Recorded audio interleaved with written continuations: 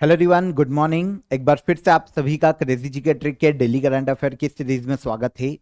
तो आज के सेशन में हम कौन से डे के डेली करंट अफेयर को डिस्कस करने वाले हैं?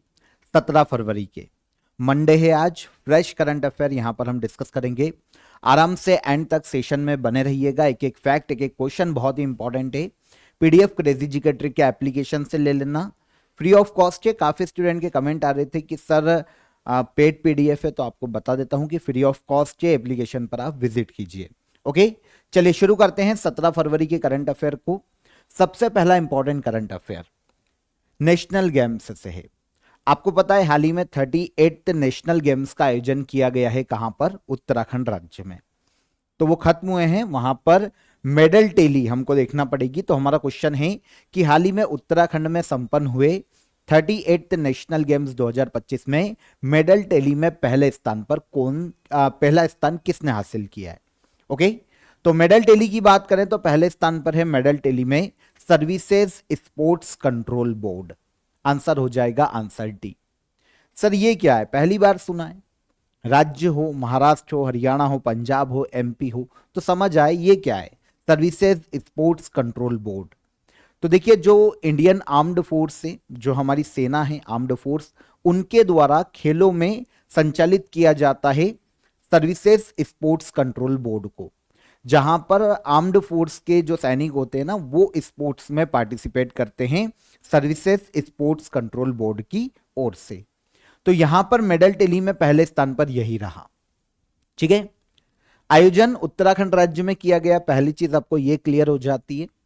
लास्ट बार जो 37th नेशनल गेम्स का आयोजन किया गया था, वो आयोजित किए गए थे गोवा में। ये 38th नेशनल गेम्स से 2025 में आयोजन किया गया है उत्तराखंड राज्य में। 14 फरवरी को हाल ही में इसका समापन हुआ है। देखिए, 28 जनवरी को शुरू हुए थे, 14 फरवरी तक चले। मैस्कॉट पूछा जा सकता है, तो उत्तराखंड का एक राज्य पक्षी है जिसका नाम है मोनाल। तो उसी का मैस्कॉट है, उसी का प्रतीक है, जिसको नाम दिया गया मौली। मोनाल से मौली बनाया गया है, तो मैस्कॉट का नाम मौली रखा गया। और जिस पर बेस्ड है वो है उत्तराखंड का राज्य पक्षी मोनाल। 10,000 से ज्यादा जो एथलीट्स हैं, उन्होंने यहां पर पार्टिसिपेट किया था। उत्तराखंड में इसका आयोजन किया गया। अलग अलग 35 गेम्स यहां पर आयोजित किए गए थे। तो इनॉग्रेशन जो हुआ है वो भारत के पीएम नरेंद्र मोदी ने किया था 28 जनवरी को। बेसिक चीजें क्लियर हो गई। अब यहां पर पहली चीज तो ये कि टॉप 3 स्टेट हमको पता हो, मेडल टेली में कितने मेडल जीते ये पता हो, और इसके अलावा उत्तराखंड राज्य कौन से स्थान पर है, क्योंकि उसने मेजबानी की है जहां पर इसका आयोजन किया गया। तो देखिए, 38th नेशनल गेम्स में उत्तराखंड राज्य जिसने आयोजन करवाया है 103 मेडल जीते हैं। इनमें से 24 गोल्ड हैं, 35 सिल्वर हैं और 44 ब्रॉन्ज मेडल है। टोटल कितने हो गए? 103 मेडल। और मेडल टेली में उत्तराखंड रहा 7th प्लेस पर, 7वें स्थान पर। टॉप 3 की बात करें, आराम से देखिएगा, शायद हो सकता है आपको ये धुंधला दिखाई दे। तो सर्विसेज स्पोर्ट्स कंट्रोल बोर्ड, इसने टोटल 121 मेडल अपने नाम किए। इनमें से 68 इसके पास आए गोल्ड, 26 आए सिल्वर और 27 आए हैं ब्रॉन्ज मेडल। सबके याद नहीं करेंगे। सेकंड पर महाराष्ट्र जिसने 201 मेडल जीते, लेकिन गोल्ड कम है इसलिए ये सेकंड प्लेस पर है। और हरियाणा तीसरे स्थान पर आता है 153 मेडल के साथ, 48 इसके पास गोल्ड है। ठीक है, तो सर्विसेज ने क्योंकि सबसे ज्यादा गोल्ड जीतने हैं, तो गोल्ड के आधार पर ही मेडल टेली बनती है। तो पहले स्थान पर आ गया services sports control board, second पर महाराष्ट्र, थर्ड पर हरियाणा, और उत्तराखंड जिसने कंडक्ट कराए हैं 38 नेशनल गेम्स, वो मेडल टेली में 7वें स्थान पर है। ओके, एक एक फैक्ट देखिए एग्जाम में यहां से पूछा जाएगा, तो हर चीज मैंने आपको क्लियर कर दी है, याद रखना। हाल ही में पंडित प्रभाकर कारेकर का निधन हो गया। ये किस क्षेत्र से संबंधित थे? तो अगर हम प्रभाकर कारेकर की बात करें तो हाल ही में 80 ईयर की एज में इनका निधन हो गया है, 80 साल की उम्र में। ये संगीत के क्षेत्र से संबंधित थे, मतलब भक्ति संगीत काफी सारे इन्होंने गाए हैं। ये हैं, ठीक है, प्रभाकर कारेकर, पंडित प्रभाकर कारेकर। हिंदुस्तानी क्लासिकल सिंगर 80 वर्ष की आयु में इनका मुंबई में निधन हो गया। भक्ति संगीत के लिए इन्हें याद किया जाएगा। भारत के गोवा राज्य से ये बिलोंग करते थे। प्रभाकर कारेकर। इनके जो अवार्ड्स हैं, इनमें आपको एक तो तानसेन सम्मान देखने को मिलेगा, 2014 में इन्हें दिया गया था। संगीत नाटक अकादमी अवार्ड से सम्मानित किए जा चुके हैं 2016 में। और गोवा का हाईएस्ट अवार्ड है गोवा का, जिसे कहा जाता है गोमात विभूषण अवार्ड, मतलब गोवा के जो मूल निवासी है उनको दिया जाता है गोवा का हाईएस्ट ऑनर या फिर अवार्ड। ये इन्हें दिया गया था 2021 में, क्योंकि ये गोवा से बिलोंग करते हैं। तो एक बहुत ही फेमस हिंदुस्तानी क्लासिकल सिंगर जिनका नाम है पंडित प्रभाकर कारेकर, 80 वर्ष की आयु में हाल ही में इनका निधन हो गया। गोवा के रहने वाले थे। आगे बढ़ेंगे। हाल ही में किस राज्य सरकार ने नदी बंधन योजना की शुरुआत की है? नदी बंधन, इसको आप अगर इसके इंग्लिश नाम से पढ़ेंगे ना, या फिर जो ऑफिशियल इसका नाम है, तो आपको हो सकता है स्टेट के बारे में समझ में आ जाए। नदी बंधन कहां की आपको लैंग्वेज दिख रही है? ये बिल्कुल सही, वेस्ट बंगाल, पश्चिम बंगाल की लैंग्वेज है ना, यो नो चलबे। तो नदी बंधन यहां पर आप देखेंगे, नदी बंधन है, पश्चिम बंगाल राज्य की है, लैंग्वेज है। तो यहां पर एक योजना शुरू की गई है पश्चिम बंगाल सरकार के द्वारा। इसके तहत होगा क्या, नाम से समझिए, नदियों को जोड़ा जाएगा या फिर नदियों को क्लीन किया जाएगा, आपस में इनको इंटरलिंक किया जाएगा, ताकि इन फ्यूचर बाढ़ जैसी घटनाओं को रोका जा सके, जो नदियों का कटाव होता है उससे निजात मिल सके, नेचुरल डिजास्टर को रोका जा सके, और आसपास के क्षेत्रों में जो तालाब है या झीलों का निर्माण करके जो फिशिंग है उसको बढ़ावा दिया जा सके, तो रोजगार भी डेवलप होंगे। तो ऑल ओवर एक ही योजना से काफी सारे लक्ष्यों को यहां पर साधा गया है। नदी बंधन स्कीम पश्चिम बंगाल राज्य सरकार ने हाल ही में इसकी शुरुआत की है, पश्चिम बंगाल राज्य में। ठीक है, यह योजना नेचुरल डिजास्टर से निपटने और रोजगार के अवसर को बढ़ाने के लिए लाई गई है। इस योजना का उद्देश्य कि राज्य की नदियों को इंटरलिंक किया जाएगा। इसके अलावा जो जल स्रोत है, जो नदियां हैं, उनको क्लीन किया जाएगा और इन्हें पुनर्जीवित किया जाएगा, ताकि भाई जहां पर बाढ़ आ रही है वहां पर ऐसी नदियों में से फ्लो किया जाए, पानी को जोड़कर, जहां पर नदियां सूखी रहती है, तो उससे क्या होगा, बैलेंस बना रहेगा। ठीक है, तो नदी बंधन जल क्षेत्रों को आपस में जोड़ना, या नदियों या जल क्षेत्रों को आपस में यहां पर जोड़ा जाएगा। इंपैक्ट क्या होगा, गोल क्या है, तो शुरुआत में ही मैं आपको बता चुका हूं, बाढ़ और नदी के कटाव को रोकना। ठीक है, इसके अलावा जो स्थानीय अर्थव्यवस्था उसको मजबूती मिलेगी, क्योंकि स्थानीय रूप से रोजगार जनरेट होंगे, है ना, एम्प्लॉयमेंट यहां पर बढ़ेगा, क्योंकि एग्रीकल्चर और फिशरीज को बढ़ावा दिया जा सकेगा इसके माध्यम से। सिंचाई के लिए नहरें निकाली जा सकेगी, झीलों का या तालाबों का निर्माण होगा तो वहां पर फिशरीज को बढ़ावा दिया जाएगा, और क्लाइमेट चेंज के जो प्रभाव है उनसे भी सुरक्षा मिलेगी, ड्रेनेज और इरिगेशन फैसिलिटीज में सुधार के जरिए। तो गोवा राज्य की स्कीम में याद रखिएगा, इसके लिए गोवा सरकार ने 200 करोड़ रुपए इमीडिएट आवंटित किए हैं, ताकि इसके लक्ष्य को प्राप्त किया जा सके। पश्चिम बंगाल, गोवा बोला शायद मैंने, पश्चिम बंगाल राज्य ने 200 करोड़ रुपए यहां पर दिए हैं, क्योंकि इसके पहले वाला क्वेश्चन गोवा के संगीतकार से था, है ना, तो उनका निधन हुआ है, तो वही चल रहा था। पश्चिम बंगाल राज्य की योजना है, अगर कहीं मैंने गोवा बोला हो तो सुधार लेना, पश्चिम बंगाल। ठीक है, यहां पर पश्चिम बंगाल की बात करते हैं, कैपिटल है कोलकाता। सीवी आनंद बोस गवर्नर हैं वर्तमान में, ममता बनर्जी चीफ मिनिस्टर है। ठीक है, वेस्ट बंगाल में विधानसभा सीटों की बात करें तो 294 सीट देखने को मिलती है वेस्ट बंगाल में। राज्यसभा की सीटें हैं 16 और लोकसभा की सीटें हैं 42। ठीक है, तो बेसिक चीजें हैं पश्चिम बंगाल वेस्ट बंगाल के बारे में, याद रखिएगा। ठीक है, इसको सही कर लेना, ये वेस्ट बंगाल है।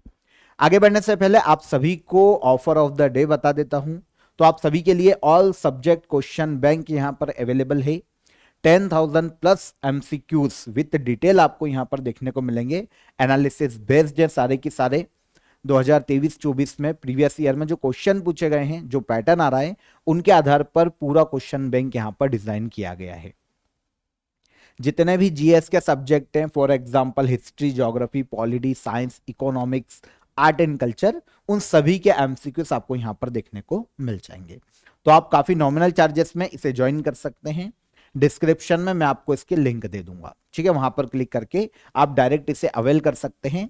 बायलैंग्वेज आपके लिए ये अवेलेबल है। इसके अलावा जैसा कि कल भी मैंने आपको बताया था कि करंट अफेयर ईयरली शंखनाद जो बुक है फरवरी 2025 तक अपडेटेड, वो आपके लिए अवेलेबल है।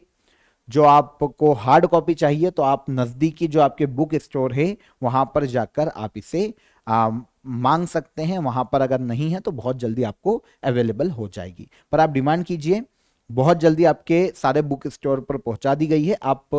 आपको बहुत जगह पर मिल जाएगी, तो आप इसे ज्वाइन कर सकते हैं, ठीक है। प्रिंटेड बुक है आपके लिए काफी नॉमिनल चार्जेस में, आप नजदीकी बुक स्टोर से इसे ले लीजिए। चलिए आगे बढ़े। हाल ही में टाटा समूह के अध्यक्ष एन चंद्रशेखरन को ब्रिटेन के किस प्रतिष्ठित सम्मान से सम्मानित किया गया? तो एन चंद्रशेखरन की बात करें, जो कि वर्तमान में टाटा ग्रुप के अध्यक्ष हैं, प्रेसिडेंट है, चेयरमैन है। इन्हें एक अवार्ड दिया गया है जिसका नाम है Most Excellent Order of the British Empire. Britain का सम्मान है, ठीक है। आंसर बी, सिविल ऑनर के रूप में यह दिया जाता है, तो Most Excellent Order of the British Empire Tata समूह के अध्यक्ष को दिया गया एन चंद्रशेखरन। यहां पर आप इनकी इमेज देख सकते हैं। अच्छा, ऐसा क्या काम किया इन्होंने कि ब्रिटेन इनको वहां का नागरिक सम्मान दे रहा है? तो इनका काफी बिजनेस, टाटा समूह का काफी बिजनेस है जो कि ब्रिटेन में फैला हुआ है। देखिए 70,000 से ज्यादा नौकरियां जनरेट करता है टाटा ग्रुप ब्रिटेन में। काफी सारे इनके ब्रांड हैं जो कि ब्रिटेन से जनरेट होते हैं, जैसे जगुआर, लैंड रोवर, टेटले, ये सारे ब्रांड है, इंटरनेशनल ब्रांड है जो टाटा ग्रुप कंट्रोल करता है, टाटा ग्रुप के ब्रांड हैं। तो वहां पर 70,000 से ज्यादा नौकरियां जनरेट करता है। तो ब्रिटेन और इंडिया के मध्य में या यूके और इंडिया के मध्य में जो व्यापारिक संबंध है, जो ट्रेड रिलेशन है, उनमें इनका जो योगदान है, टाटा ग्रुप का जो योगदान है, उसके सम्मान में टाटा ग्रुप के चेयरमैन एन चंद्रशेखरन को यूके के सर्वोच्च नागरिक सम्मान से सम्मानित किया गया। कौन सा है? सिविल ऑनर है Most Excellent Order of the British Empire honour, ठीक है। एन चंद्रशेखरन टाटा सन्स के चेयरमैन हैं 2017 से, टीसीएस के सीईओ रहे हैं 2009 से 2017, नेस्कॉम के चेयरमैन के रूप में भी इन्होंने काम किया है 2012-13 में। मार्च 2022 में इन्हें पद्म भूषण से सम्मानित किया जा चुका है, ओके। पद्म अवार्ड में दूसरा सर्वोच्च सम्मान, और ऑल ओवर देखें तो तीसरा सर्वोच्च नागरिक सम्मान पद्म भूषण इन्हें दिया जा चुका है 2022 में, ठीक है। 2023 में Knight of the Legion of Honour France का सम्मान है, जो कि फ्रांस के गवर्नमेंट के द्वारा इन्हें दिया गया था और अब ब्रिटिश गवर्नमेंट के द्वारा दिया गया है। ब्लूमबर्ग की 2025 रैंकिंग के अनुसार एशिया के सबसे धनी परिवारों की सूची में कौन शीर्ष पर रहा? तो ब्लूमबर्ग एक कंपनी है, इसने एशिया के जो रिच फैमिलीज है उनकी एक लिस्ट निकाली है, और इसमें इन्होंने बताया कि एशिया की सबसे रिच फैमिली इंडियन है। कौन हो सकती है भाई? मुकेश अंबानी, जियो और उनका परिवार। Answer C. यहां पर बहुत ही इंटरेस्टिंग चीज है कि मुकेश अंबानी की फैमिली एशिया में सबसे रईस है, ठीक है, लेकिन टॉप 10 में 6 इंडियन फैमिलीज शामिल है। ये सॉरी, टॉप 20 में 6 इंडियन फैमिलीज शामिल है। ये थोड़ा सा इंटरेस्टिंग है। कहां कहां पर? तो सबसे पहले नंबर पर तो हो गई कौन? अंबानी, मुकेश अंबानी और उनकी फैमिली। इसके अलावा 4th रैंक पर एक इंडियन फैमिली और है जिनका नाम है शाहपुर जी पलोनजी ग्रुप, शाहपुर जी मिस्त्री है ना, मिस्त्री group. OP Jindal group 7th rank पर है। Aditya Birla group 9th rank पर है। बजाज ग्रुप की बात करें तो 13वीं रैंक पर है, और हिंदुजा ग्रुप की बात करें तो 8वीं रैंक पर यह देखने को मिलता है। तो टॉप 20 में से 6 इंडियन फैमिलीज है, ओके, अलग अलग रैंक पर।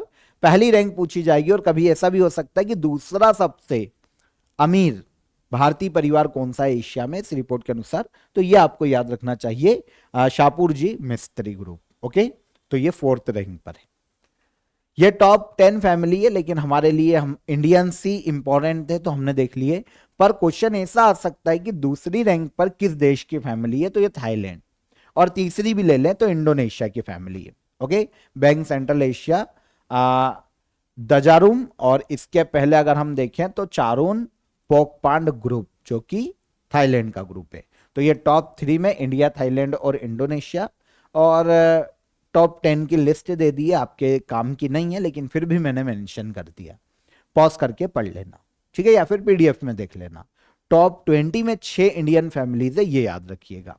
ब्लूमबर्ग अमेरिकी प्राइवेट कंपनी है, ठीक है, टेक्नोलॉजी के सेक्टर में, फाइनेंस और मीडिया के सेक्टर में ये काम करती है। 1981 में स्थापना की गई थी और हेडक्वार्टर यूएसए के न्यूयॉर्क में देखने को मिलता है। क्लियर। आगे आपको पता है भारत के पीएम नरेंद्र मोदी अभी अमेरिका की यात्रा पर थे, है ना।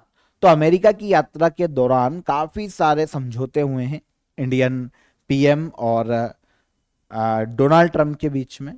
तो यहां पर हमारा क्वेश्चन है कि प्रधानमंत्री नरेंद्र मोदी जब अमेरिका की यात्रा पर गए तो भारत और अमेरिका ने 2030 तक द्विपक्षीय व्यापार को कितने अरब डॉलर तक बढ़ाने का लक्ष्य रखा है। द्विपक्षीय व्यापार मतलब दोनों तरफ से बिजनेस, दोनों तरफ से ट्रेड, इंपोर्ट एक्सपोर्ट दोनों देशों का मिला। तो द्विपक्षीय व्यापार को कितने अरब डॉलर बढ़ाने का लक्ष्य रखा 2030 तक, तो यह लक्ष्य डिसाइड किया गया है 500 बिलियन अमेरिकी डॉलर का। नरेंद्र मोदी और डोनाल्ड ट्रंप ने समझौता किया है कि भाई 2030 तक हम अपने ट्रेड को 500 बिलियन अमेरिकी डॉलर तक लेकर जाएंगे। अलग अलग सेक्टर में यहां पर निवेश किया जाएगा दोनों देशों के मध्य में, जैसे आर्टिफिशियल इंटेलिजेंस, सेमीकंडक्टर चिप्स और स्ट्रेटेजिक जो मिनरल्स होते हैं, ऐसे क्षेत्रों पर स्पेशली ध्यान दिया जाएगा। और दोनों देशों के मध्य में 2030 तक ऑलमोस्ट 500 बिलियन अमेरिकी डॉलर का द्विपक्षीय व्यापार किए जाने की संभावना है। यह लक्ष्य 500 बिलियन अमेरिकी डॉलर, ठीक है। भारत के पीएम ने जब संबोधन किया तो एक नारा दिया है मेगा मीगा का। यहां पर मेगा मीगा की बात करें तो पहले MEGA का मतलब होता है मेक अमेरिका ग्रेट अगेन, और सेकेंड का है मेक इंडिया ग्रेट अगेन। यह नारा दिया है भारत के पीएम नरेंद्र मोदी ने। इसके अलावा यूएसए इंडिया को F-35 लड़ाकू विमानों की बिक्री करेगा, यह एक समझौता है। और इंडिया यूएस एनर्जी इंपोर्ट को अगले कुछ सालों में बढ़ाकर 25 बिलियन डॉलर तक ले जाने पर बात हुई है। अभी अगर हम ये एनर्जी इंपोर्ट देखें तो ये लगभग 15 बिलियन अमेरिकी डॉलर का है, ठीक है। इसको बढ़ाकर ऑलमोस्ट 25 बिलियन अमेरिकी डॉलर तक किया जा सकता है। तो जो द्विपक्षीय ट्रेड का समझौता है वही सबसे ज्यादा इंपॉर्टेंट है, 2030 तक 500 बिलियन अमेरिकी डॉलर। आगे बढ़े। India gas market report outlook 2030 report किस संगठन द्वारा प्रकाशित की गई। India gas market report outlook 2030, इस रिपोर्ट को जारी किया है इंटरनेशनल एनर्जी एजेंसी ने। इंटरनेशनल ऑर्गेनाइजेशन है जो कि एनर्जी एफिशिएंसी के लिए काम करती है, पूरे वर्ल्ड में ऊर्जा दक्षता में सुधार के लिए, एनर्जी सप्लाई के लिए और सभी देशों के मध्य में कोलैबोरेशन के लिए काम करती है। इंटरनेशनल ऑर्गेनाइजेशन, नाम से समझ में आ जाएगा, इंटरनेशनल एनर्जी एजेंसी। इसने इंडिया पर एक रिपोर्ट निकाली है, India gas market report outlook 2030। अब कुछ की पॉइंट्स बताए हैं, कुछ चीजों को इसने इंडिकेट किया है इंडिया को लेकर। इंटरनेशनल एनर्जी एजेंसी ने इसने बताया है कि भारत का जो नेचुरल गैस की डिमांड है ना, 2030 तक ऑलमोस्ट 60% बढ़कर 103 billion cubic metre per year हो जाएगी। इंडिकेट किया है इसने। क्यों, किस आधार पर? एक तो इंडिया में इंफ्रास्ट्रक्चर का डेवलपमेंट बहुत फास्ट हो रहा है ना। गैस पाइपलाइंस और सीएनजी स्टेशंस बनाए जा रहे हैं लगातार। जो डोमेस्टिक गैस का उत्पादन है उसमें, जो प्रोडक्शन है उसमें वृद्धि होती जा रही है। इसके अलावा ग्लोबल गैस मार्केट की स्थिति में भी लगातार सुधार हो रहा है। तो इसने बताया है कि इंडिया में जो नेचुरल गैस की डिमांड है ना, वो 2030 तक बढ़ सकती है और ये 60% तक बढ़कर कितनी हो जाएगी, 130 बिलियन क्यूबिक मीटर। अब ऐसा डेटा हमको वनडे एग्जाम में नहीं पूछा जाता, तो आप डायरेक्ट रिपोर्ट याद करिएगा कि रिपोर्ट किसने निकाली। India gas market report outlook 2030 international energy agency की रिपोर्ट है ना। 2019 के बाद सीएनजी स्टेशनों की संख्या इंडिया में अभी तक 4 गुना बढ़ गई है।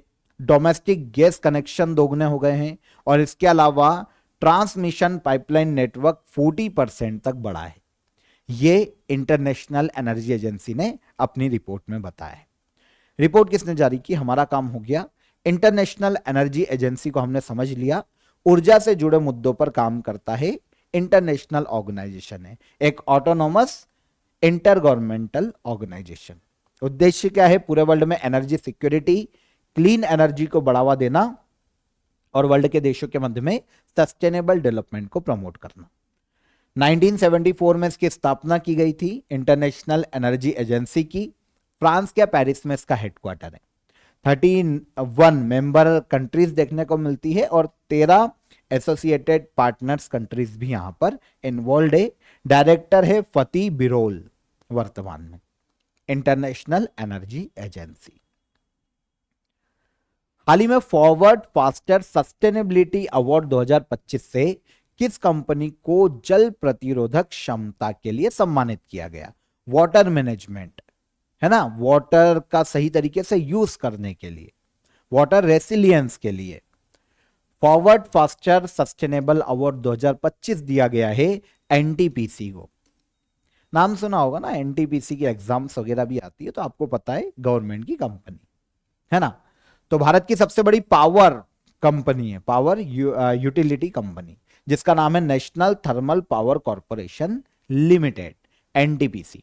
ऊर्जा सेक्टर में काम करती है, गवर्नमेंट की कंपनी। इसे हाल ही में फॉरवर्ड फास्टर सस्टेनेबिलिटी अवार्ड 2025 से सम्मानित किया गया। अच्छा, दिया किसने award? United nation global compact network India के द्वारा यह अवार्ड दिया जाता है हर साल किसी इंडियन कंपनी को। क्यों? वाटर मैनेजमेंट, वाटर कंजर्वेशन और वाटर रिसोर्सेस के कुशल उपयोग के लिए इस साल दिया गया एनटीपीसी को, है ना। भारत की कुल बिजली आपूर्ति का लगभग 25% एनटीपीसी जनरेट करता है। वर्तमान में इसकी जो प्रोडक्शन कैपेसिटी है एनर्जी की 77 गीगावाट है और 29.5 गीगावाट की क्षमता अभी निर्माणाधीन है। ये बहुत ही जल्दी से भी जनरेट करेगा, जिससे 9.6 गीगावाट रिन्यूएबल एनर्जी प्रोजेक्ट भी इसमें शामिल किए गए। 2032 तक केवल एनटीपीसी अकेला 60 गीगावाट रिन्यूएबल एनर्जी कैपेसिटी का लक्ष्य हासिल करेगा। तो वाटर मैनेजमेंट के लिए, वाटर कंजर्वेशन के लिए, रिसोर्स के सही उपयोग के लिए, वाटर रिसोर्स के सही उपयोग के लिए एनटीपीसी को United nation global compact network India के द्वारा हाल ही में अवार्ड दिया गया, फॉरवर्ड फास्टर सस्टेनेबिलिटी अवार्ड 2025। ठीक है, national thermal power corporation limited Bharat में ऊर्जा सेक्टर की सबसे बड़ी कंपनी। 1975 में स्थापना, नई दिल्ली में हेडक्वार्टर और महारत्न का इसे दर्जा दिया गया था 2010 में। एनर्जी कंपनी है, पावर कंपनी। हाल ही में केंद्रीय गृह राज्य मंत्री श्री नित्यानंद राय ने 4th no money for terror conference में भाग लिया है। सम्मेलन का आयोजन कहां किया गया? अच्छा, सम्मेलन का नाम क्या है? पहला देखो, no money for terror conference, मतलब आतंकवाद के लिए जो फंडिंग होती है ना, उसको रोकना, सीधा सा मतलब इसका। पहला ही क्वेश्चन ये आएगा ना कि कॉन्फ्रेंस काहे पे, तो no money for terror conference. पूरे वर्ल्ड में आपको पता है आतंकवाद को जो फंडिंग की जाती है किसी भी तरीके से, उसको रोकना, देशों को इसके लिए अवेयर करना। तो कैसे किया जाएगा भाई? चर्चा तो करनी पड़ेगी इन मुद्दों पर कि कैसे रोका जाए टेरर फंडिंग को।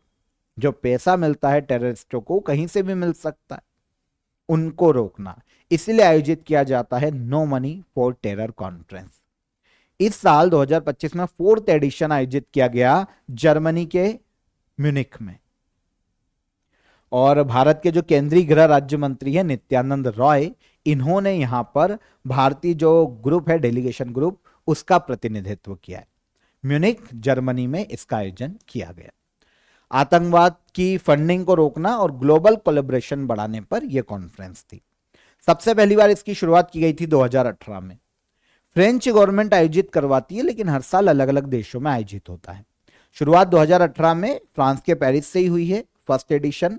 सेकेंड एडिशन आयोजित हुआ था 2019 में ऑस्ट्रेलिया के मेलबोर्न में। थर्ड एडिशन 2022 में भारत की राजधानी नई दिल्ली में।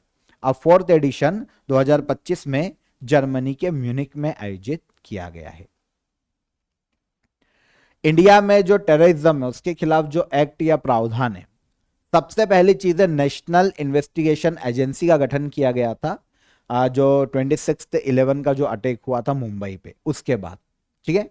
और भारत में अनलॉफुल एक्टिविटीज अमेंडमेंट एक्ट लाया जा चुका है 1967 में, जो कि एंटी टेररिज्म एक्ट है। तो ये कुछ प्रयास इंडिया के भी हैं, वैसे काफी सारे हैं, यहां पर मैंने आपको 2 का एग्जांपल दिया। लास्ट क्वेश्चन, हाल ही में भारत की प्रेसिडेंट द्रौपदी मुर्मू ने किस शहर में आर्ट ऑफ लिविंग द्वारा आयोजित अंतरराष्ट्रीय महिला सम्मेलन का इनॉग्रेशन किया? आर्ट ऑफ लिविंग जानते हैं किसका ऑर्गेनाइजेशन है? श्री श्री रविशंकर, देखा होगा आपने, आध्यात्मिक गुरु है ना, जो कि मानवता के लिए, समाज सेवा के लिए और एजुकेशन के लिए काम करते हैं। तो इनका जो ऑर्गेनाइजेशन है आर्ट ऑफ लिविंग, ये इसी के लिए काम करता है, एजुकेशन को प्रमोट करना, मानवता, मानववादी सोच को प्रमोट करना और समाज सेवा के लिए काम करना। तो आर्ट ऑफ लिविंग के द्वारा अंतरराष्ट्रीय महिला सम्मेलन का आयोजन किया गया है इंडिया में। ये इंडिया की ही संस्था है, आयोजन हुआ है कर्नाटक के बेंगलुरु में। महिला सम्मान को बढ़ावा देने के लिए, महिला हिंसा को रोकने के लिए ये अंतरराष्ट्रीय महिला सम्मेलन है। आयोजन कर्नाटक के बेंगलुरु में। इनॉग्रेशन किसने किया है? भारत की प्रेसिडेंट द्रौपदी मुर्मू ने। ठीक है, तो बेसिक सारी चीजें यहां पर क्लियर हो जाती है, सबके बारे में पता चल गया। 14 फरवरी 2025 को बेंगलुरु में आयोजित किया गया है international women conference. Inauguration Bharat की प्रेसिडेंट ने किया, आर्ट ऑफ लिविंग के द्वारा आयोजन करवाया गया। ठीक है, विमेन्स को बढ़ावा देना, उनके योगदान को बढ़ावा देना, जो विमेन्स पे हिंसा होती है उनको रोकने के लिए प्रयास करना, उन पर बातचीत करना, ये यहां पर मुद्दे डिस्कस किए गए। Art of living SS Shri Shri Ravishankar, SS तो एसएस तो राजामौली होते हैं, श्री श्री रविशंकर, ठीक है ना। तो श्री श्री रविशंकर का ये ऑर्गेनाइजेशन है, हेडक्वार्टर है इसका बेंगलुरु में। तो यहां पर हमने 17 फरवरी के सभी करंट अफेयर को डिटेल में समझा, ठीक है, एक एक फैक्ट को डिस्कस किया, एक एक क्वेश्चन को समझा। अब हम बात करेंगे लास्ट डे के करंट अफेयर के रिवीजन की। एमसीक्यू फॉर्म में फटाफट क्वेश्चन आंसर देखिए। हाल ही में प्रेसिडेंट रूल किस राज्य में लागू किया गया? तो अगर हम प्रेसिडेंट रूल की बात करें तो यह लाया गया कहां पर? मणिपुर। इनकम टैक्स बिल 2025 किस पुराने एक्ट को रिप्लेस करेगा? तो यह है इनकम टैक्स एक्ट 1961, जिसको रिप्लेस करेगा income tax bill 2025। IIAS DARPG India conference 2025 कहां आयोजित की गई? तो इसका आयोजन किया गया भारत की राजधानी नई दिल्ली में। जोथम नापत हाल ही में किस देश के प्रेसिडेंट बने हैं? तो ये प्रेसिडेंट बने वनुआतू के। हाल ही में प्रकाशित the new icon Savarkar and the fact पुस्तक के लेखक कौन है? अरुण शौरी। मित्र प्लेटफॉर्म किसने लॉन्च किया है? किसने लॉन्च किया? ये सेबी ने। हाल ही में हमर गाइडेड बम वेपन सिस्टम को भारत में बनाने के लिए BEL ने किस कंपनी के साथ समझौता किया? तो यह फ्रांस की कंपनी है जिसका नाम है saffron electronics and defence, France की कंपनी है। हाल ही में राजस्थान सरकार ने 132 साल पुरानी फोय सागर लेक का नाम बदलकर वरुण सागर किया है। यह स्थल कहां स्थित है? तो यह देखने को मिलेगा अजमेर, राजस्थान में। विमेंस प्रीमियर लीग 2025 का तीसरा संस्करण कब शुरू हुआ? तो यह शुरू हुआ 14 फरवरी 2025 को। और लास्ट क्वेश्चन हमारा था, हाल ही में क्लाइमेट रिस्क इंडेक्स 2025 में भारत की लॉन्ग टर्म रैंकिंग में भारत का कौन सा स्थान है? तो ये प्लेस है इंडिया का 6th, आंसर सी। तो ये सारे क्वेश्चन हमने यहां पर डिटेल में डिस्कस किए थे, आज रिवीजन भी कर लिया हमने। अब चलिए क्वेश्चन ऑफ द डे का आंसर ले लेते हैं, लास्ट डे का। हमारे शरीर में कौन सा विटामिन सूर्य के प्रकाश से बनता है? कौन सा था? विटामिन डी, है ना, सूरज से मिलता है। निम्नलिखित में से कौन सा आर्टिकल भारत के संविधान में संघीय बजट से संबंधित है? तो आपको पता है जो संघीय बजट है इंडियन कॉन्स्टिट्यूशन में वार्षिक वित्तीय विवरण के रूप में उसका उल्लेख देखने को मिलता है आर्टिकल 112 में। और इंटरनेट प्रोटोकॉल के संदर्भ में HTTP क्या है? तो ये हाइपर टेक्स्ट ट्रांसफर प्रोटोकॉल के रूप में जाना जाता है। तो ये तीनों क्वेश्चन के हमारे आंसर हो गए। अब आज के क्वेश्चन ऑफ द डे, विद्युत ऊर्जा की कमर्शियल यूनिट क्या है ना? MICR कोड का उपयोग बैंकिंग में किस लिए किया जाता है? सेकेंड क्वेश्चन, कंप्यूटर में बायोस का पूर्ण रूप क्या है? ये MICR कोड का उपयोग बैंकिंग में किस लिए किया जाता है और कंप्यूटर में बायोस का पूर्ण रूप क्या है? तो इन तीनों के क्वेश्चन का आंसर कमेंट में कीजिएगा। सेशन कैसा लगा ये भी बताइए। सेशन पसंद आए तो वीडियो को लाइक और शेयर करके जाना, और इसके अलावा चैनल पर पहली बार आए हो तो चैनल को सब्सक्राइब कर लो, ठीक है। अपने ग्रुप्स में आप शेयर भी कर सकते हो डेली करंट अफेयर को। कल फिर मुलाकात करेंगे नेक्स्ट डे के करंट अफेयर में। तब तक अपना ख्याल रखिएगा, प्रॉपर नोट्स बनाइए। कल फिर मिलेंगे, तब तक अपना ख्याल रखिए। जय हिंद, जय भारत।